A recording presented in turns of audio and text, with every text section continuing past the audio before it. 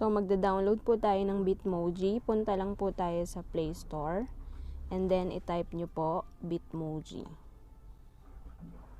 Yan. So, ito po yung icon niya. Click install. So, ano ba ang Bitmoji? Ito po ay ang ating personal emoji para natin siyang avatar na cartoon style. Pwedeng yung mukha niyan ay pa-selfie nyo or yung resemblance lang po. Yan, mamaya explore po natin siya. Okay, so after installing, open po natin.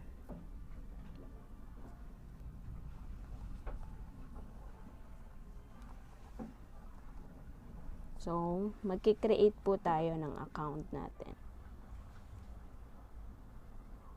Yan, continue.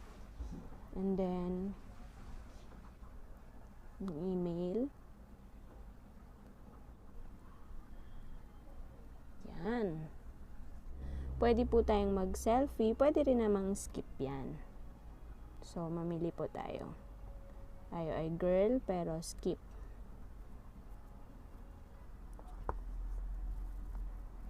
Yan. So, skin tone. Ano po bang skin tone nyo? Ito na lang po ako. And then, dito sa mga baba, andyan po yung mga i-complete natin na mga parts ng ating face. Sa buhok, kung anong uri ng buhok meron po kayo, kung anong color. Dito na lang po ako sa medyo brown. Ang length niya, mahaba ba o maikli? Mamili lang po kayo kung ano dyan. Yan.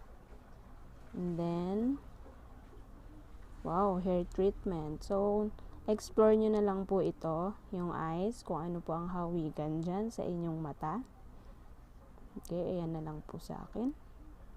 Pilik mata, wala po akong pilik mata. So, skip na po natin yan. Konti lang ang pilik mata ko. Yan, kung meron sa ating iba ang color ng mata, pwede natin yang i-personalize dito. Sa kilay, dahil guhit lang ang aking kilay, mamimili na tayo ng bet natin. Ilong, ako po ay pango. Okay na po yan. So, yun lang po. Halimbawa, okay na po kayo dyan sa inyong mukha ng avatar ninyo. Pili na po kayo ng inyong damit. Dito po tayo. Yan, damit. Ears muna daw. Okay na. So, sa damit tayo. Pili tayo dyan. Meron po ditong medyo color pink na medyo pwede na ring hawigan sa ating uniform. Kaya lang long sleeve po siya. Init na init po tayo niyan. Okay, sa pants naman po, black pants lang.